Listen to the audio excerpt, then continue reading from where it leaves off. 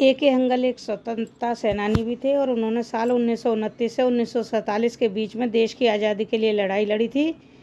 इसी दौरान उन्हें कराची की जेल में 3 साल बिताने पड़े थे। इसके बाद जब वे जेल से बाहर आए तो उनका पूरा परिवार मुंबई शिफ्ट हो गया था। तो दोस्तों चलिए आज आपसे बात करते हैं ए.के. हंगल के बारे में। ए.के. हंगल के बारे में आपसे बात करते हुए बताएंगे उनके जीवन से जुड़ी कुछ बातें, शायद आप लोगों को अच्छी लगें। और अगर आप लोगों को अच्छा लगे तो प्लीज़ वीडियो को लाइक कीजिए, शेयर कीजिए और सब्सक्राइब भी कीजिए। तो चलिए शुरू करते हैं।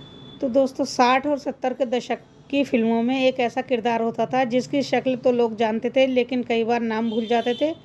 वो कभी शोले में गांव का बुजुर्ग बनते थे तो कभी धनी सेठ का सताया मजदूर बाप बनते थे। इस एक्टर ने लगभग 200 से ज़्यादा हिंदी फिल्मों में काम किया, लेकिन अपने आखिरी समय में उनके पास दवाई तक के पैसे नहीं थे। जी हाँ, इनका पूरा नाम था अवतार किशन हंगल, जिन्हें फिल्मी दुनिया में लोग ए.के. हंगल के नाम से जानते थे। भारत के बंटवारे के 2 साल बाद ही ए.के. हंगल बॉम्बे आ गए थे। इस बीच उनकी पत्नी का निधन हो गया था। उन्होंने अकेले ही अपने बेटे की परवरिश की।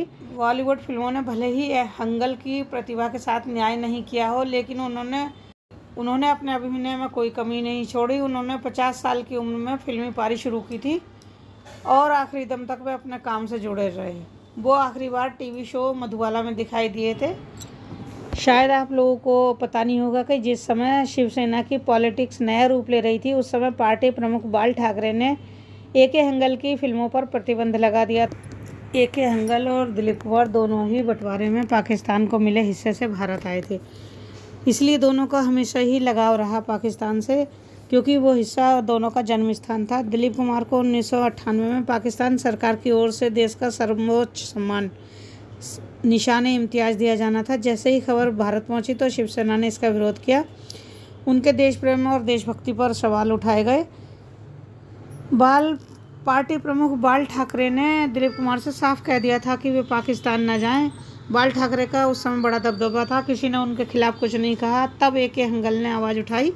उन्होंने कहा कि दिलीप साहब को पाकिस्तान ज़रूर जाना चाहिए, उससे दोनों देशों के संबंध भी ठीक हो सकते हैं। लेकिन इस बयान का नतीजा ये निकला कि शिवसेना के निशाने पर ए.के. हंगल आ गए। पार्टी ने फरमान जारी कर दिया कि अब कोई भी ए.के. हंगल की फिल्म नहीं देखेगा, ना ही इनकी कोई फिल्म रिलीज होगी। अगर फिल्म इंडस्ट्री के लोग चाहते हैं कि उनकी फिल्में रिलीज हो तो ए.के. हंगल को अपनी फिल्म ना लें। शिवसेना के आगे किसी की नहीं चली और वाकई उन्हें 2 साल तक काम मिलना पूरी तरह से बंद हो गया। लेकिन ए.के. हंगल ने हिम्मत नहीं हारी और दोबारा दर्जी बनकर गुजारा करना शुरू कर दिया। विवादों के बाद लोग देखिए ए.के. हंगल को फिल्मों में लेने से झिझकने लगे। कुछ सालों बाद उन्हें 2001 की फिल्म लगान में शंभू काका का एक छोटा सा रोल मिला। दिल मांगे मोर, पहेली और मिस्टर प्राइम मिनिस्टर बतौर अभिनेता उनकी कुछ आखिरी फिल्में रहीं। 2007 तक बढ़ती उम्र और बीमारियों के कारण उन्होंने काम करना लगभग बंद कर दिया था।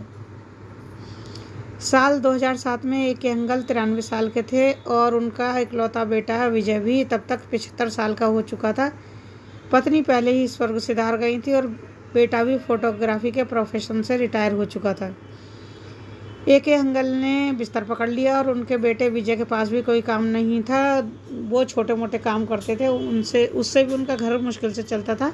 आर्थिक तंगी का ऐसा दौर आया कि ए.के. हंगल और उनके बेटे के पास इलाज के लिए पैसे भी नहीं रहे। जब 20 जनवरी 2012 को ये मीडिया रिपोर्ट्स की खबर सारे में फैली, उनकी आर्थिक तंगी की खबर देश भर में फैली, तो कई लोग उनकी मदद करने के लिए आगे आए। महाराष्ट्र के तत्कालीन मुख्यमंत्री पृथ्वीराज चव्हाण ने खुद उनकी मदद की। साथ ही महाराष्ट्र नवनिर्माण सेना ने भी उनके घर जाकर उन्हें आर्थिक और मेडिकल असिस्टेंट दिया।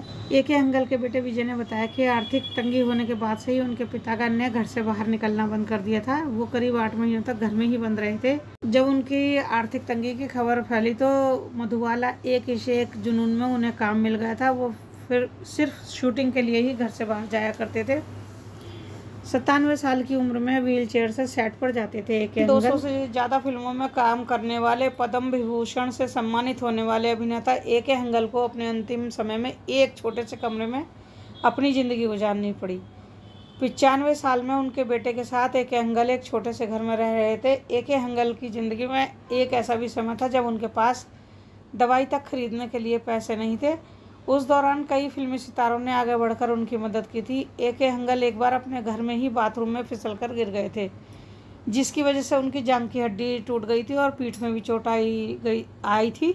इसके बाद उन्हें अस्पताल ले जाया गया था और इलाज किया गया था, लेकिन उनकी हालत और बदतर होती चली गई और फिर AK हंगल साहब को लाइफ सपोर्ट सिस्टम पर रख दिया गया। धीरे धीरे उनके फेफड़ों ने काम करना बंद कर दिया और 2012 में उन्होंने आखिरी सांसें ली। तो ये थी AK हंगल के बारे में जानकारी। आप लोगों को कैसी लगी प्लीज़ बताइएगा ज़रूर, और अगर वीडियो अच्छी लगी हो तो लाइक कीजिए मेरे चैनल को। चलिए मिलते हैं आपसे अगली वीडियो में, तब तक के लिए नमस्कार।